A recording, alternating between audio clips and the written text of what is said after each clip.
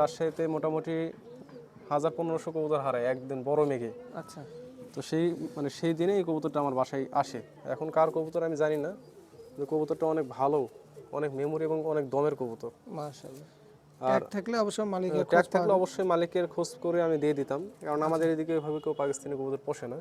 আমার বিশ্বাস এই আমাদের এলাকার কারণে, হয়তো বাইরেরই কারো কবুতর অনেক খুশি, মানে খুব মেমোরিয়ালা কবুতর। আমি একটা বাচ্চা শখ করে করি, ওই বাচ্চা উড়ে আল্লাহর রহমতে বাচ্চা খুব ভালো রেজাল্ট পাই আর কি।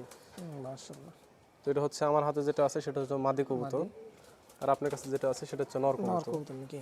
জি ভাই। মাশাআল্লাহ, অনেক সুন্দর কবুতর। মানে ভাইয়ের যতগুলা কালেকশন আছে সব কবুতর তো একবারে দেখানো সম্ভব না, তাহলে ভিডিও অনেক বড় হয়ে যাবে। এই ভিডিওগুলাই আমাকে মানে অল্প অল্প অল্প করে ছাড়তে হবে। তো আপনাদের দেখেন পাকিস্তানি কবুতর দুটা ভাইয়ের। তো ভাই নটটার বিষয়ে কিছু বলেন।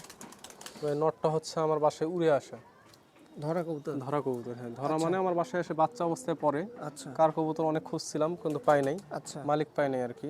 ট্যাগ ছিল না পায়? না ট্যাগ ট্যাগ কিছু ছিল না, আমার নিজস্ব ট্যাগ লাগাইছি বড়, খুঁজে যাওয়ার যখন পাওয়া যায় নাই তখন আচ্ছা, আমার পরে নিজস্ব আপনার ট্যাগ লাগে? কবুতরটা বিকেলে আমার বাসায় এসে নামে একবারে নাজেহাল অবস্থায়। আচ্ছা। ওই দিন রাজশাহীতে অনেক কবুতর হারাই, আমার মনে হয় কবুতরটা হয়তো রাজশাহীর কোনো বড় ভাইয়ের হ্যাঁ।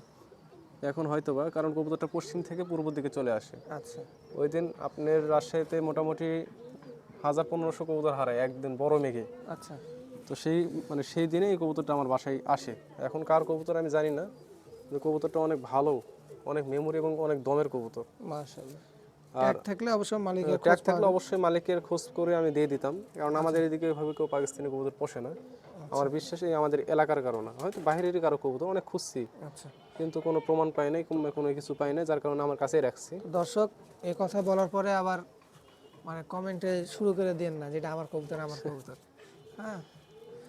এই কবুতরটা মনে করেন ছোট থেকে আছে, আর এটা আমার এই কবুতরটা যখন আসে এটা আমার প্রথম, মানে আমার বাসায় পাকিস্তানি কবুতর এটাই প্রথম। মানে একে দিয়েই শুরু? একে থেকে মানে এটা নিয়েই আমার বাসায় পাকিস্তানি কবুতরের মানে আগমন ঘটে আর কি। আচ্ছা তো এটা আসার পরে যখন এই কবুতরটা নর হয়, যখন এই 4 খিলের বাচ্চা আসছিল, আচ্ছা তো যখন এই কবুতরটা নর হয় তখন আমাকে শামুল নামের এক বড় ভাই আছে, রাজশাহী বাঘা থানাতে বাসা, আচ্ছা এখানে রিপ্রেজেন্টেটিভ আমাদের নওগাঁতে ইনসেপ্টে কোম্পানিতে চাকরি করতেছে। আচ্ছা তো ওনার কাছে ভালো পাকিস্তানি কিছু কবুতর আছে। আচ্ছা তো উনি আমাকে এই মাদি কবুতরটা গিফট করে, আচ্ছা যে ভাই আপনি পেয়ার করে দেখেন, খুব ভালো হবে আর কি বাচ্চা। আচ্ছা।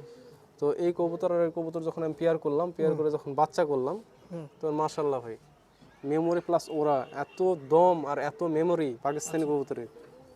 আমি বলবো না যে পাকিস্তানি কবুতর খারাপ, বলবো না যে পাকিস্তানি কবুতর কেউ পোষো না, পাকিস্তানি কবুতরও ভালো। পাকিস্তানি কবুতরের যদি সঠিক ব্লাড হাতে পড়ে, আচ্ছা ইনশাল্লাহ ভাই বাংলাদেশে অনেক ভালো কিছু করা সম্ভব।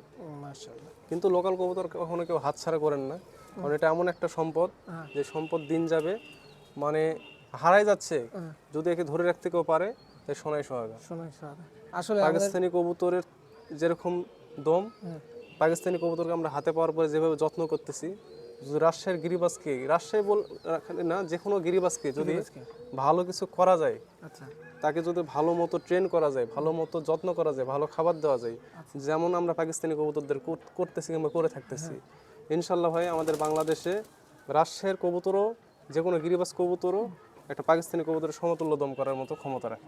মাশাআল্লাহ, এটা কিন্তু অনেক গুরুত্বপূর্ণ কথা বলেছে আমাদের সুমন ভাই। তো আপনারা রাজশাহী কবুতরকে ধরে রাখার চেষ্টা করবেন। দেখেন সুমন ভাইয়ের দুটা পাকিস্তানি কবুতর।